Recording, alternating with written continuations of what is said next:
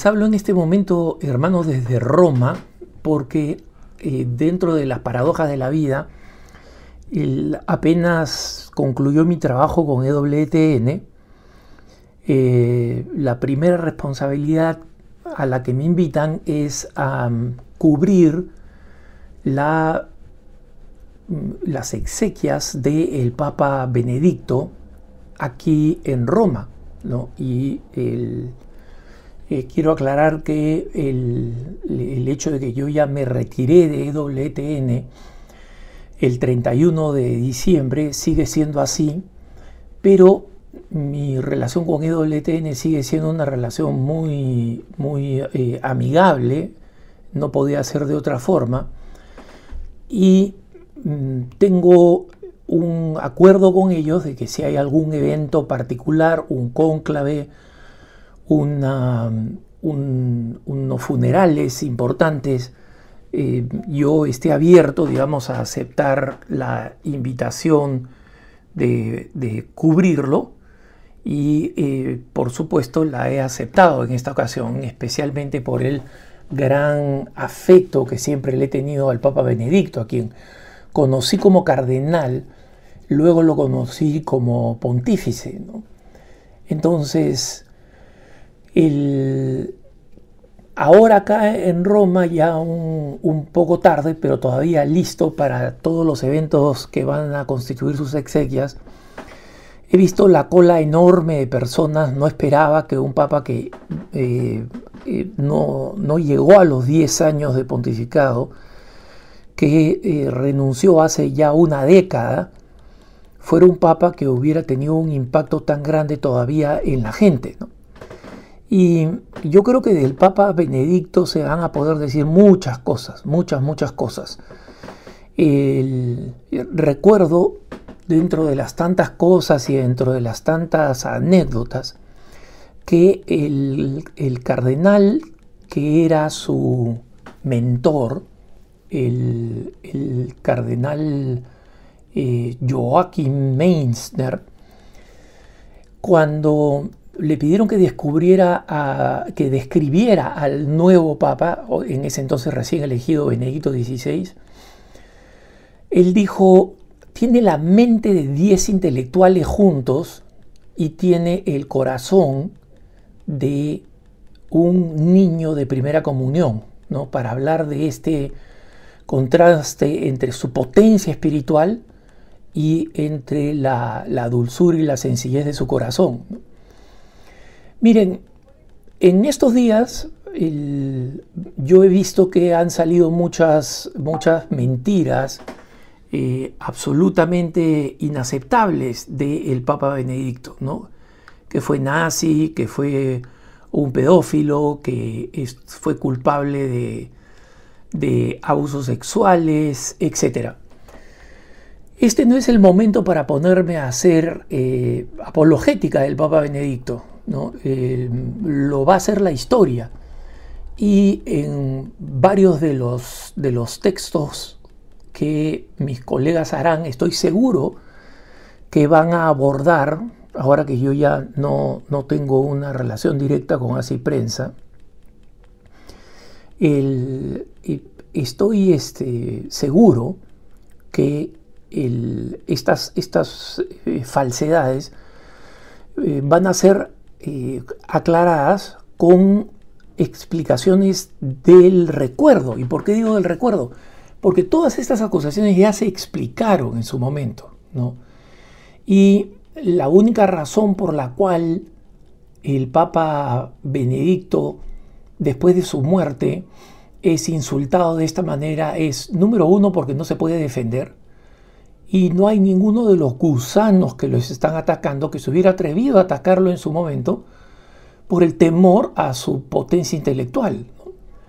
Les recuerdo simplemente que uno de los filósofos existencialistas más importantes del siglo XX y que aún sigue vigente, Jürgen Habermas, alemán, uno de los de la famosa escuela de Frankfurt, es decir, que combinaban un neomarxismo con un agnosticismo o ateísmo muy fuerte y con un psicoanálisis, o sea, una combinación explosiva, digamos así, ¿no? Jürgen Habermas y el entonces cardenal Ratzinger, un año antes de que el cardenal Ratzinger fuera elegido papa, tuvieron un debate o una conversación, porque la idea era más una conversación, digamos aquí dos polos culturales e intelectuales opuestos, ¿no? Más opuestos no podían ser. Un agnóstico, el ateo y neomarxista, psicoanalista, el completamente convencido del poder, digamos, de los poderes civiles como el único camino para la felicidad del hombre, y un hombre de Dios, un teólogo con más de 20 años de experiencia en esa época, con 20 años de ser profesor, que estaba convencido que la respuesta para el mundo no era un diálogo para tratar de encontrar un punto medio, no. Era un diálogo para hacerle entender al mundo, porque esto está dentro de la capacidad de la razón, para hacerle entender al mundo que la verdad de un Dios que ama, que se ha hecho hombre, que actúa entre nosotros, y más importante todavía, que es la única fuente de alegría y de salvación, es posible de entender. No es algo que requiere una fe ciega, es algo que tiene sentido en sí mismo, ¿no? Y esta es la razón por la que él aceptó este diálogo en el Instituto Católico de Baviera. Y lo curioso es que después de este encuentro entre estos dos, digamos, titanes intelectuales, por supuesto para la gente del mundo, Jürgen Habermas era mucho más conocido.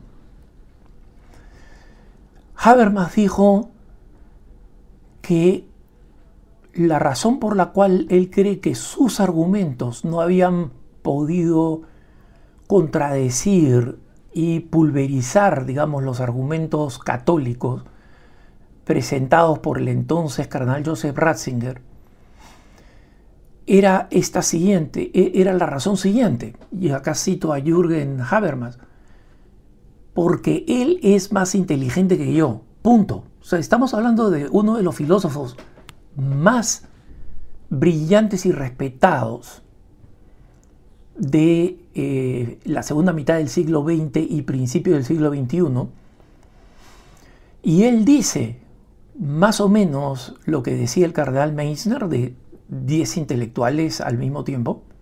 Dice, es más inteligente que yo, ¿no? Entonces, este era el cardenal Joseph Ratzinger y el Papa Benedicto XVI. Pero, como digo, él podría haberse defendido muchas veces, explicó muchas veces las cosas de las que le habían acusado, pero las explicó simplemente cuando le fueron preguntadas en relativa intimidad, ¿no? Porque al Papa Benedicto no le interesaba lo que opinaba la gente, y no porque fuera un tipo soberbio o un tipo sociópata, digamos, que no le preocupaba lo que le pasaba a las demás personas. No, sino porque él estaba convencido que solo había que preocuparse del juicio de Dios, ¿no? Porque incluso el juicio de la historia, que él consideraba muchísimo más importante que el juicio de los medios de comunicación, puede ser un juicio que sea injusto. Hemos visto cuántas personalidades a lo largo de la historia se las presentó en una luz positiva o negativa, y después el tiempo terminaría demostrando que no fueron lo que originalmente se decía que habían sido, ¿no? Y cuántos más seres de la historia que hoy consideramos como absolutamente perversos o como absolutamente heroicos van a ser matizados o redescubiertos a lo largo de la historia, o no, y lo sabremos en el mundo futuro, ¿no? Entonces, Lo que me parece importante del Papa Benedicto, de todo lo que podríamos decir, es leer un poco su testamento espiritual, ¿no? El testamento espiritual lo publicó en su íntegro la página web de Así Prensa, y en ella tiene una parte personal muy bonita que es muy fácil de leer, en la que agradece de dónde viene, a dónde va ahora con su muerte, ¿no? Pero la parte más interesante, agradece a sus padres, agradece el lugar donde nació, que es un lugar bellísimo. Yo compartí en mis redes sociales hace mucho tiempo, cuando todavía estaba con Así Prensa, la visita a su tierra natal y a su casa, ¿no? Expresa su derecho de que en Alemania que en Alemania no se pierda la fe. Pero estas reflexiones teológicas que quiero compartir con ustedes son mucho más importantes, y espero que queden claras, porque es un poco el resumen de la gigantesca obra teológica del Papa Benedicto XVI. El Papa decía: no se dejen confundir. Frecuentemente parece como si la ciencia y, por ejemplo, las ciencias naturales, por una parte, ¿no? O sea, física, química, biología, etc. Y la investigación histórica, especialmente la investigación de la Sagrada Escritura, podría ofrecer resultados que parecen irrefutables, o sea, que no parecen que es imposible de contradecir, y que están en desacuerdo con la fe católica.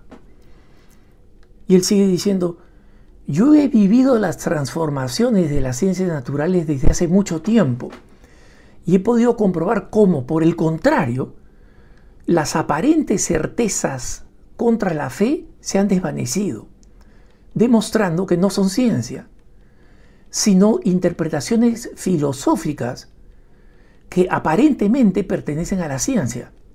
Recuerden esto, hermanos, hay mucha diferencia, ¿no? Es como esos que dicen: mira, acabo de encontrar la teoría de los cuantas, una teoría muy compleja, ¿no es cierto?, del mundo de la física, y mi conclusión es que Dios no existe. Hay dos cosas muy diferentes: la teoría de los cuantas y la opinión que un científico, que no es filósofo, que no es teólogo, da respecto a esa teoría, ¿no? Esto lo explico yo, pero en su testamento espiritual Benedicto seguía diciendo, ¿no? Y he descubierto también, por otra parte, que es en el diálogo con las ciencias naturales como también la fe ha aprendido a comprender mejor el límite del alcance de sus pretensiones y por tanto su especificidad. En resumen, ¿qué significa esto, hermanos? Significa que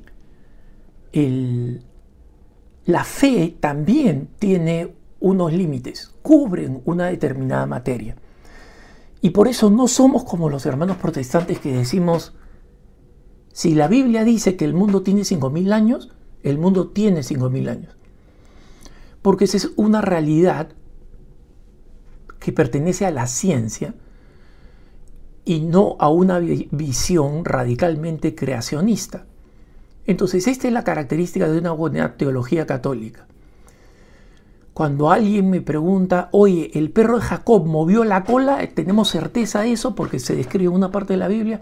No, porque eso no es relevante a la verdad de la fe, y la fe entiende cuáles son sus límites, pero una fe verdadera, ¿no?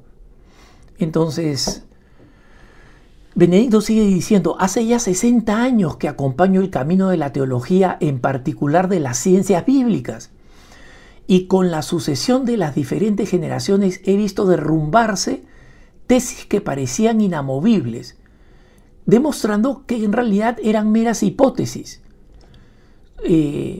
La generación liberal, por ejemplo, la generación existencialista y la generación marxista. He visto y veo cómo de la maraña de hipótesis ha surgido y vuelve a surgir lo razonable de la fe. Miren ustedes, no es una fe ciega, no es la fe evangélica, es la fe católica. Jesucristo es verdaderamente el camino, la verdad y la vida. Y la Iglesia, con todas sus insuficiencias, es verdaderamente su cuerpo. Por último, pido humildemente, recen por mí para que el Señor, a pesar de todos mis pecados e insuficiencias, me reciba en las moradas eternas. A todos los que me son confiados día a día, va mi oración de corazón. Estas son las reflexiones de un hombre que verdaderamente ha vivido una vida santa, ¿no? Cuando le comentaba esto a un colega periodista, me decía: no, Alejandro, tú todavía no puedes decir que es santo porque él no ha sido canonizado. No, no ha sido canonizado. No estoy pretendiendo adelantarme al juicio de la Iglesia. Pero recordemos que en la fiesta de todos los santos no celebramos a los santos que ya son reconocidos, ¿no? Celebramos precisamente, la Iglesia quiere celebrar a los santos que no han sido reconocidos. Eso es lo importante. Eso es lo verdadero. Eso es lo esencial. Los santos que no han sido reconocidos. Y eso es lo que queremos hacer. Después de haberlo conocido, de haber interactuado con él, primero como cardenal en 2 ocasiones, una ocasión en Lima, la otra en Roma, y después de haberlo saludado en algunas ocasiones y haberle hablado del apostolado del que en ese momento era responsable, ACI Prensa, Catholic News Agency, ACI Digital, etc. Veo la sencillez y la claridad de su corazón. Y perdón, una vez más lo visité, compartí las fotos en redes sociales cuando él ya estaba retirado. Y también allí me dio una lección de lo que significa actuar con sencillez, actuar con humildad y sobre todo cooperar con la verdad. Recuerden ustedes cuál fue el lema de su pontificado, que ya había sido el lema de su episcopado: Cooperatores Veritatis, cooperadores de la verdad. Yo no soy la voz de la verdad, ni mucho menos la verdad, porque la verdad es Jesucristo. Nosotros somos humildes cooperadores de la verdad. Pero sin esa cooperación de la verdad, el mundo no va a escuchar, el mundo no va a saber, el mundo no se va a enterar. Y por eso es que necesitamos que seamos colaboradores de la verdad, ahora y siempre. Que tengas un buen día y que Dios le dé el descanso eterno al Papa Benedicto.